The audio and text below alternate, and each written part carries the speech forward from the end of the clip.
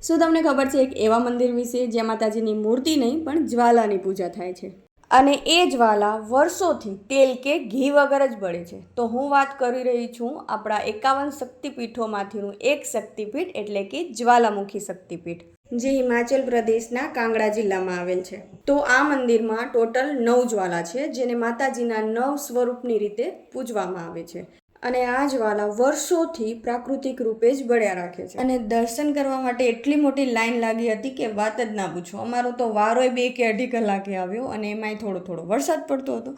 તો પણ માતાજીની જય બોલાવતા બોલાવતા બધા ભક્તો આરામથી આગળ વધતા હતા. અને પછી ફાઇનલી 2 કલાક પછી અમારો વારો આવ્યો અને પછી અમે મંદિરમાં જઈને આરામથી માતાજીના દર્શન કર્યા. અને પછી અમે દર્શન કરીને આવી ગયા બારે. અને બારે તો કેટલી બધી રમકડાઓની દુકાન હતી, તો શ્રેયાને તો બહુ મજા આવી ગઈ. અને પછી મેં એને 1-2 રમકડા પણ લઈ દીધા અને પછી અમે પહોંચી ગયા રૂમ પર આવ્યા ને એટલે શ્રેયાએ તો બધા જ રમકડાનો ઢગલો કરી અને મંડી ગઈ રમવા.